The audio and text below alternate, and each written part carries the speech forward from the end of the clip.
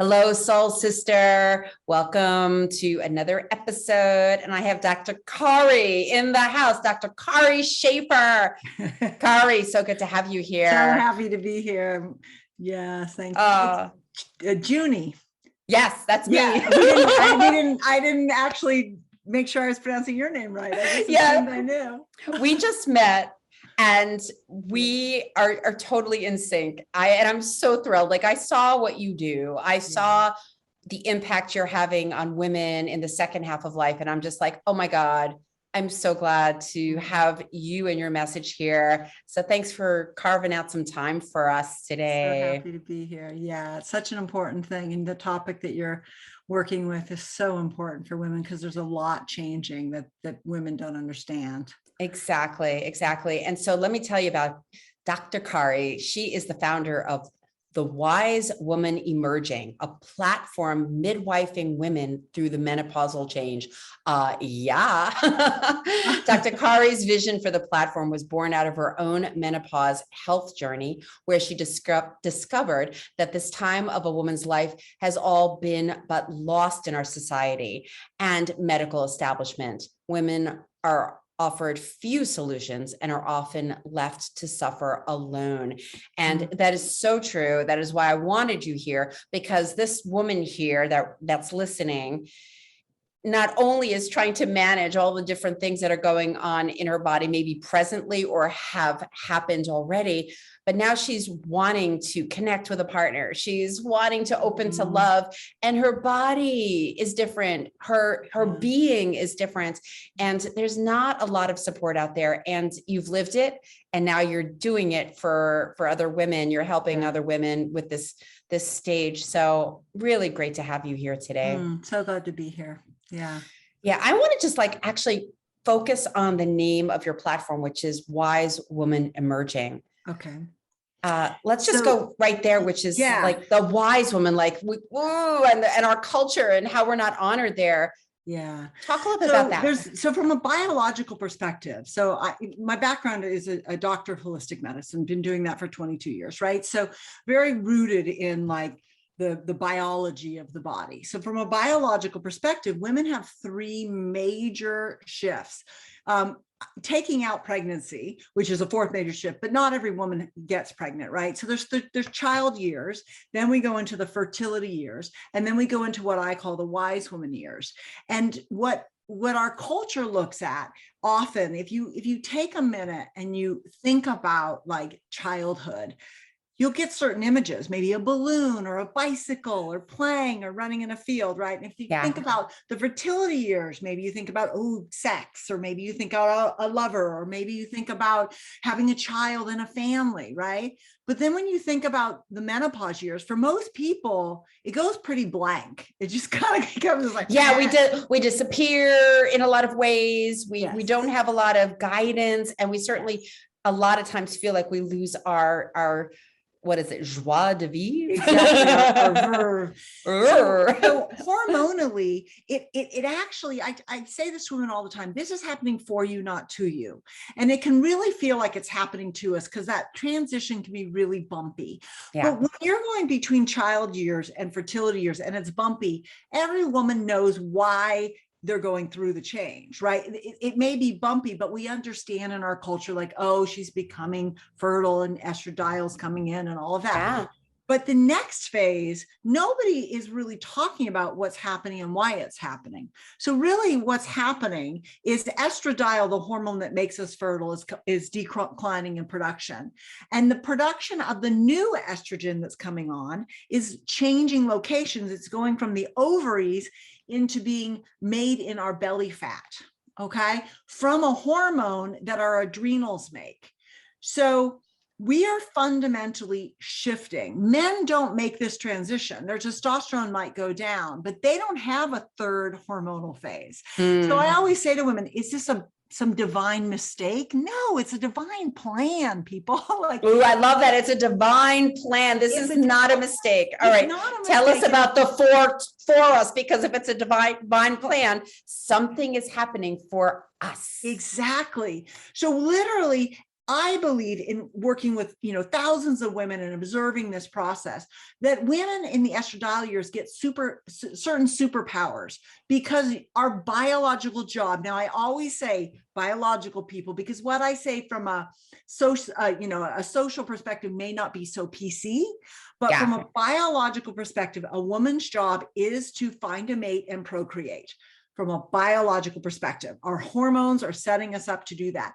That gives us certain superpowers that we only have a half-hour day. So I'm not going to go into all the superpowers that we get during that phase.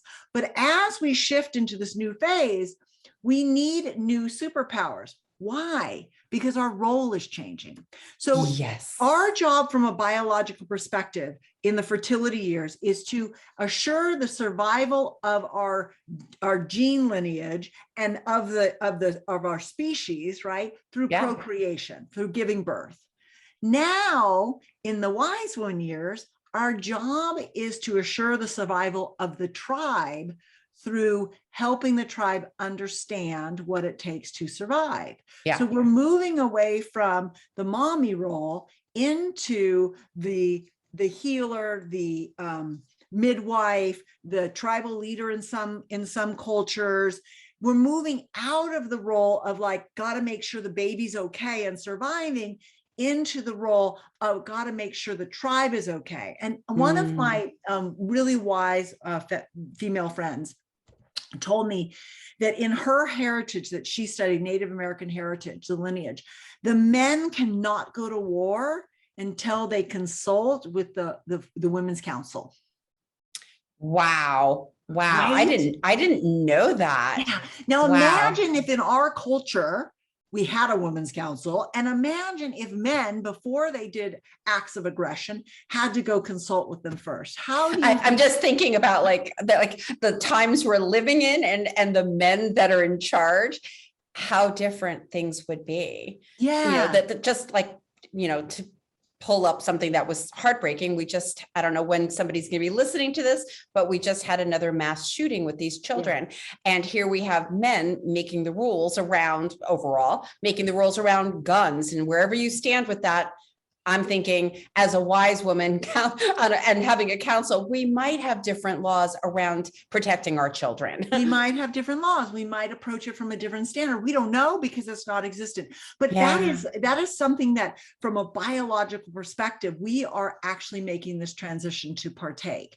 And the more that I work with women, that transition can be really bumpy for some. And that has a lot to do with the health of our adrenals. But I also believe if we're going to really own that wise woman role, we've got to clean our stuff up, right? So the bumpiness I'm now starting to see as sort of us being called into this new role. And it's saying, hey, maybe we need to eat differently. Hey, maybe we need to sleep differently. Hey, maybe our relationship to stress needs to change. Maybe we need to look at the motivators that are running us. Maybe they're not serving us any longer, and we need to look at what does serve us now, right? Right. And so our superpowers shift in sort of these, we're much more, we can become much more introspective so that we can distill our knowledge. We might get quieter, and the way we want to give back to the world might shift. So people might have career changes that go on during this time. The other thing that happens, and this is important when we get to the dating world, is we get our sacred no back. So I just want to take a breath and a pause in just that, everything you just said about things are shifting. We're shifting biologically. We're shifting. We're not necessarily supported, and we get back our sacred no. Take a breath into that, sister. Our sacred no, because we've been the givers, we've been the nurturers, and what I'm hearing you say is we still have that to some extent.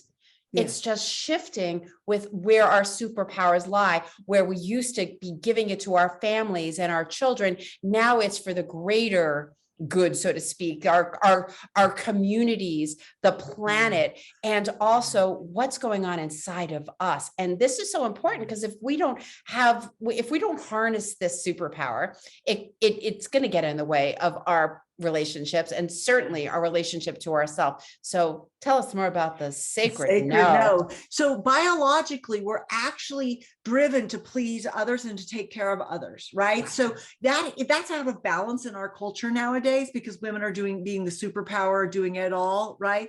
However, we do have that biological yes happening, like, because we need to attract that mate, keep that mate, procreate, take care of the babies, all of that. So it's very outward focused. Yeah. That stops.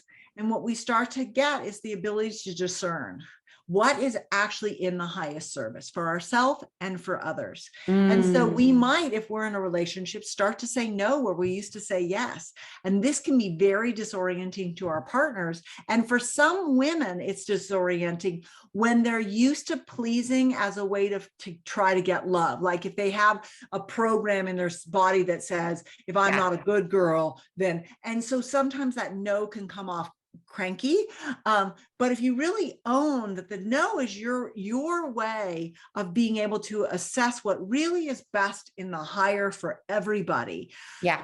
It's amazing. And I have women call me and they're like, oh my God, you're so right. I just said no to my husband. I would have never before, but I'm not doing that anymore, you know? And what I love about that is the women that are listening to this, when you harness your sacred no and you have those healthy boundaries, think about how much time you're going to be saving on dating. Because if you're still playing out the old role of people pleasing and not setting healthy boundaries with your sacred no or your sacred yes, then you're going to end up in the same kind of relationship that you had before. That is not where you're at now. So there's almost like an up leveling, not only biologically, but how we're being in this stage of life. And if we haven't up leveled throughout body, mind, and spirit, this is my perspective, and I'm going to have you piggyback on this, then it's going to affect who you attract and who you allow into your life.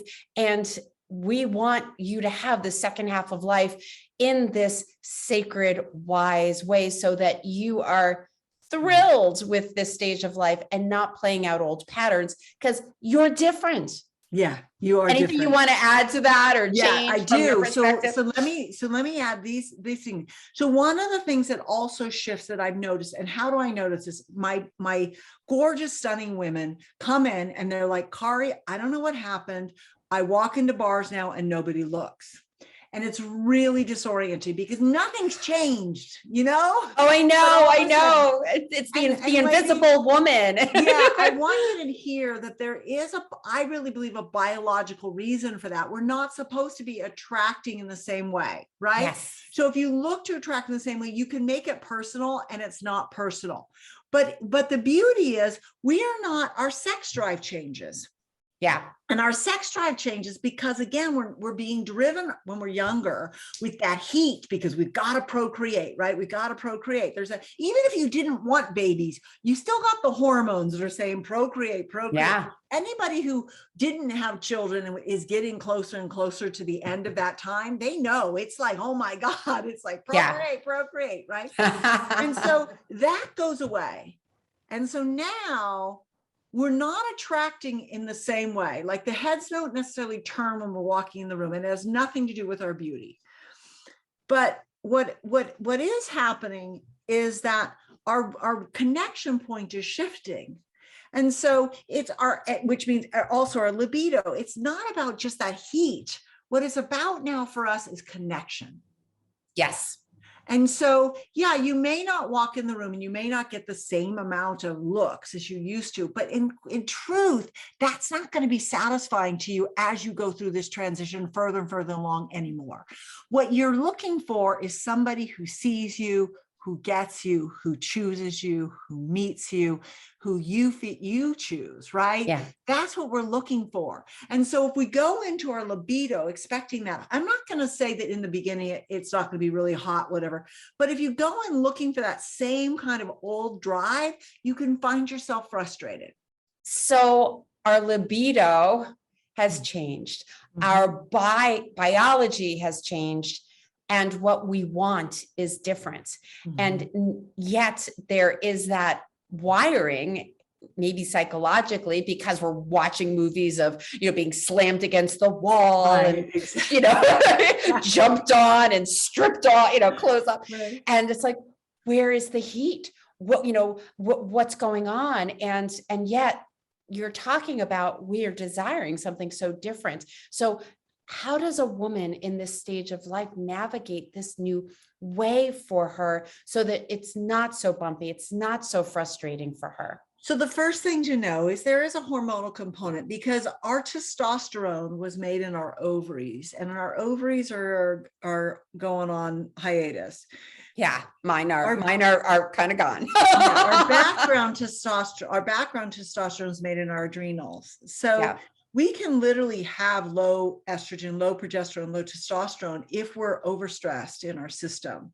So I want to hide right now. It's like I just saw my blood work recently. Yeah, exactly. Oh, I guess I'm working a little too much here. Yeah, and when those are off, inflammation goes up and all kinds of different stuff. So there is a physiological component. And in today's world, my gosh, how many women aren't stressed, right? And so there is a physiological component. This is when I say midwifing women through. I'm not only helping them deal with the emotional, psychological, claiming this new role, we're also helping them balance the body out. Because listen, as a true wise woman said to me, I was at a conference and I was sitting next to an Indian sadhu, in the red robes, a woman who's devoted herself to the practice. And she said, Cari, when I was going through the change, I could have cared less about my wise woman, which when you're hot flashing all over and you're who cares about anything? Just where's the air conditioning, please? Yeah. Who cares about your wise woman? I don't want to serve anybody. I just want to not be so hot, right? So we've got to get the body balanced out. Now, not everybody's going to experience that. It's a normal transition. It is normal to go through it without symptoms. But in our culture today, the amount of women that have symptoms is quite high. Mm-hmm. Now, a lot of women go into like hormone replacement as the solution, and that can hit one level. And there are some people that's good for, but in general, it doesn't solve the big problem, which is this overall systemic stress. Yeah. Right. So first we got to handle that. But once that's handled, I don't know if you're familiar with Jaya. Have you ever studied Jaya? The sex therapist? I mean, the sex expert? Yes, I love Jaya. Like I have the blueprints, Jaya, right? So I recommend every woman figure out what her blueprint is, because absolutely. Because for me, what I learned is that I'm an energetic, and I was Humpty Dumptying doing sexual, and it wasn't working for me. I want to slow this down a little bit for somebody who doesn't know. So Jaya has come up with what's called the Erotic Blueprints. Mm-hmm. And so there's different ways that you are wired to enjoy pleasure. Yes. And so you could actually even go to the website, eroticblueprints.com. I think that's it. And you could actually take the quiz. I'm a shapeshifter. I kind of like it all. A little bit of this and a little bit of that. But if you're coming from if you're wanting one thing and your partner's giving you another, it's going to be a little challenging, right? Take it away. So I'm an energetic. My partner at the time was a sexual, and we just kept doing this. Yeah. Right. And it was a big pain point in our relationship, and was one of the factors that broke our relationship. If I had known that in that relationship, it would have changed things a lot, because we could have learned to navigate it. My current partner is sensual. My husband, who I adore and love and so happy to be with, is a sensual. Mm-hmm. He has an energetic side too, but he knows I'm an energetic. So I know he's a sensual, which means you like that touch and that rubbing and the music and the atmosphere. And I like that stillness and the energy. Like I can just tell him, just send energy through me. And I'm like, woo! Like he doesn't have to do anything. There's no moving around, and they don't have to work so hard either. They don't work so hard, right? Just blow on me. Exactly. Right? That would be more of a sensual. So for an energetic, that's true. Very irritating. But the point that's true. That's true. Yeah. When we learn our type and we learn our partner's type, then we're empowered to learn how to meet each other in a way that is pleasurable for both of us. And that's where the sacred no comes in, because we get to say no to just like, look at, if, bang, bang, bang isn't doing it for you. You have information that helps you say that no, that like, that's not really my thing. And I'm much more this, or you know what, that really is my thing. Jaya tells the story about, I know them personally, and she tells the story about, and I've known her partner for a long time. Oh, he's so and wonderful. He's so wonderful, right? And you would never guess, she's a sexual and he's not. Right. And so it was really crashing their relationship until they learned what he was, and now they know how to meet each other, right? And so sometimes it's the other way. Sometimes the woman's a sexual and the man is an energetic. And once you kind of learn these things, you learn how to navigate with each other, and that can really bring our fulfillment, our compatibility in relationship to a whole new level. So what I love that you brought this up. I love their work. I love them. Yeah. And here's the thing. I'm talking to the woman who's listening and watching right now, if you haven't embraced the stage of life and you don't know how you're wired and you're not owning who you are, and you're about to go out on a date or get into a partnership, you could see if you don't have your sacred no, if you haven't learned how to be with your own body and own this wisdom and precious stage of life, that's going to impact how you can connect. And if you want to connect in that deeper, more beautiful way that I know you do, these are the pieces. And so I love that you brought Jaya's work up. I think it's so important. And the sacred no and the sacred yes, like, yes, I love that. Please do more. Absolutely. My husband and I, when we went through the transition, the first part of the transition, we had a very compatible relationship physically in the beginning. And then it got bumpy. And I just totally was like, because I didn't know about this change. I didn't know that the heat, it was changing and all of that. And now I'm really happy to say that we have a really beautiful relationship again. And I just want women to hear that it's not the end. Now, if things are just dead and dry down there, then you want to go get some tests. You want to look at thyroid and adrenals and your hormones, and you want to make sure your digestion, maybe you want to make sure everything's good so that your body can produce the hormones naturally. And if that's not possible, then maybe get a little bit of bioidentical support. But I do want women to hear that it's really possible to grow in to this new way of being. And if you're in a relationship, it's really important that you tell your partner, because they don't understand. Yeah. They think that, there's something wrong. They feel rejected. They don't understand this no thing.